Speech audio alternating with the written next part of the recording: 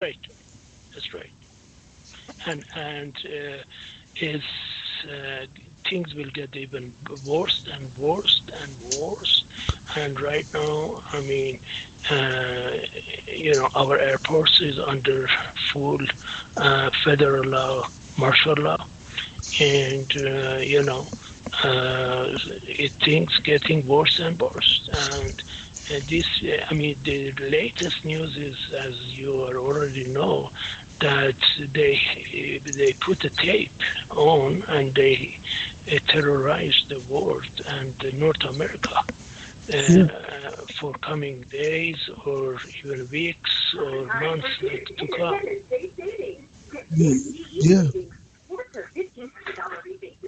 It's a real shame what's going on. You know, it will keep up this way, unfortunately, until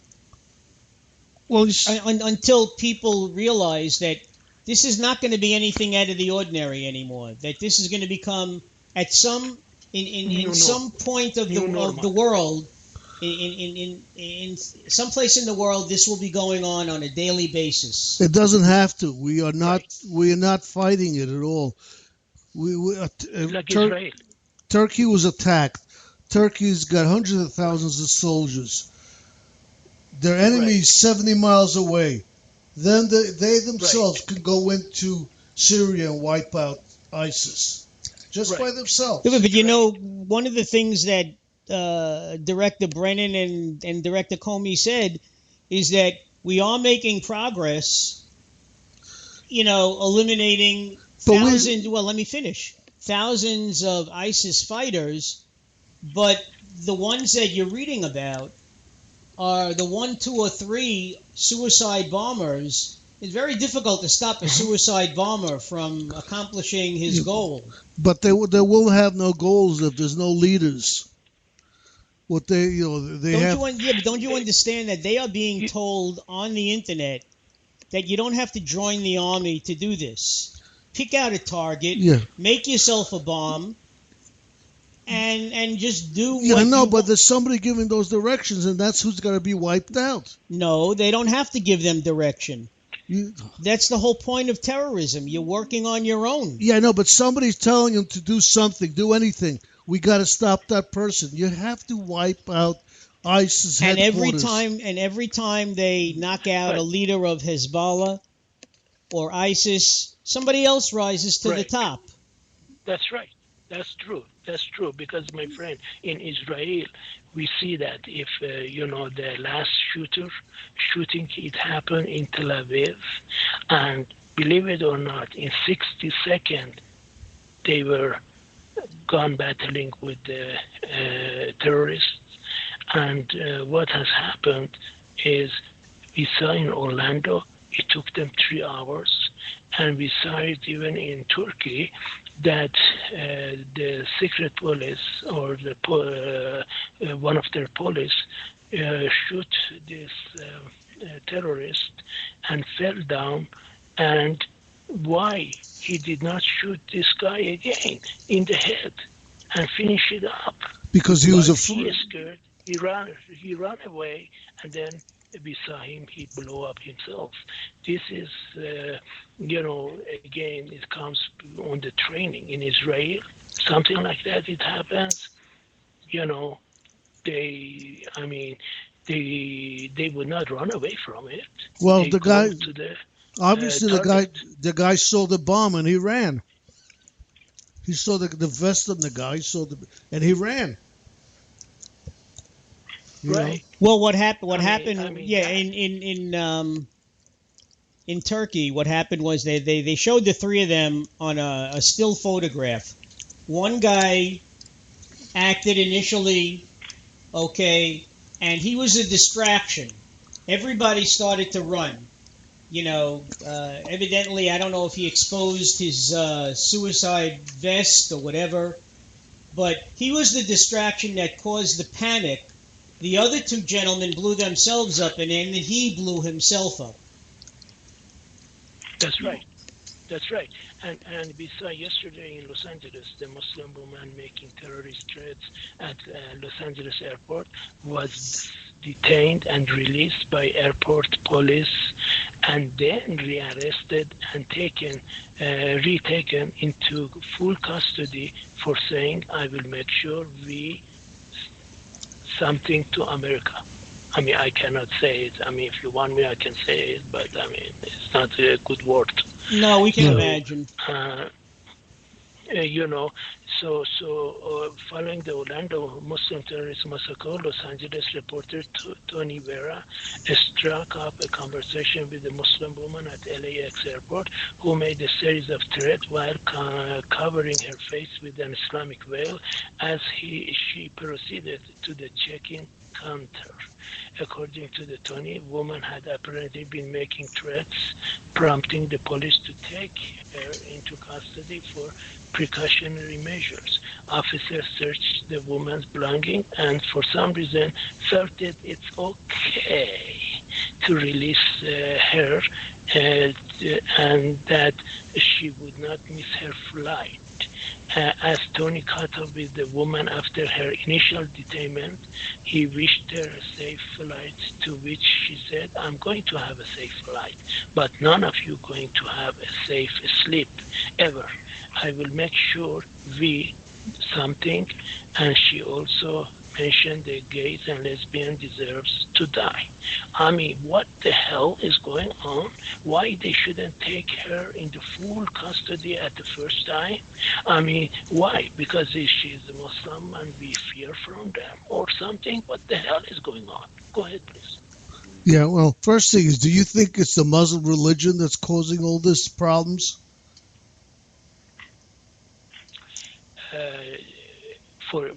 For me to say that, you know, is I don't think so. You know, I mean, I don't believe it's that. very hard. Go ahead.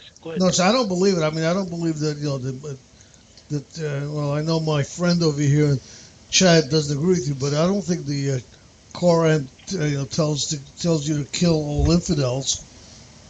Does it? No. Well, that's what the Quran says. Well, in Hadith they say that. In Hadith, in Quran, they say that gays and lesbians needs to be killed. I mean, it's not only that. It says that infidel, whoever is infidel means non-Muslims. You have right to, chop their head off, and it's permitted by the Quran and Muhammad. But you see, when they say La ilaha illallah Muhammad Rasulullah, that means there is no other God but Muhammad. Muhammad is the only God we have. Go ahead, please. Well, they say, the Quran, like the Torah, I believe, it was written at a certain point, and the whole thing is how you interpret. Every generation interprets certain things differently. Okay? The stories are meant to teach a lesson about morality and living together and having patience with each other. Okay? When the Quran says kill the infidel, you go back to 370 something when Muhammad was taken up to heaven and Allah dictated the Quran to him, and he came down and wrote it. He didn't write. He was illiterate. It was all oral. Yeah. Okay. So at hold on. Yeah. Can I say something after that, please? Go ahead. So what I'm trying to say is that since then, when they say kill the infidel, well, that was when everybody was waging war against everyone. Now people, or at least, the world, and I almost hate to say this because you question whether this is true, being more civilized, all right, and I say that with quotation marks, the world being more civilized, people learn to live together and understand each other, except for the militant minority, and it is a militant minority. That's far from being, when you talk about a religion with billions of people, 50,000 followers of ISIS is a small percentage. Okay, these are people that have a political axe to grind. Okay, against the free world and against America and Europe, and they are going to do everything they can to wreak havoc with the rest of the world. That's why I say the moderate Muslims, the ones who don't feel that way, have to speak up and point the finger and say, this is what's going on. They're not being consistent. Hold on 1 second. Hold on, guys, let me say this, okay, real quick. Okay. That's not even the full truth. That's not the full truth, Mark, okay? And it's not your fault. You just don't know. The problem here is that Allah and Muhammad is the prophet. If you understand what a prophet is, you wouldn't be saying those things. Look at Quran 2, 191 to 193. Turn them wherever you find them and turn them out from where they have turned out. And al-Fana, disbelief or unrest is worse than killing. But if they detest, then lo, Allah is forgiving and merciful, and fight them until there is no more fada. Okay, so they have a purpose. They have a speaker on behalf of Allah. This doesn't go away because of time. Hold on. This doesn't go away because of time. Just because time, and it was a different time, it makes absolutely no bearing on the fact that this is what their holy prophet said that God said. And, I take on the same principle with the Bible. I'm a born-again Christian, by the way, friend. I believe that the Bible is infallible.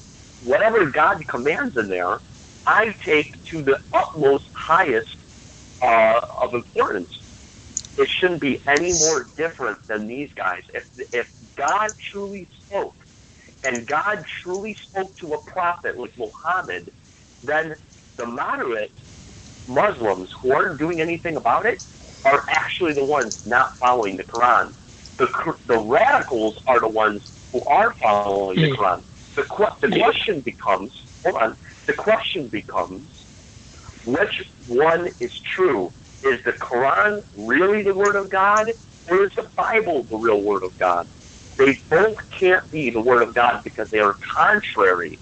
They are not two different versions of God's story if they contradict. One is a false story and one is a true story. Okay? So I'm saying all that because despite time, I'm gonna friendly disagree with my friend Mark, who I've known for 2 years. Just because time has gone by does not invalidate the purpose of Allah. He spoke through Muhammad. He had a Muhammad write it down, or whoever wrote it down.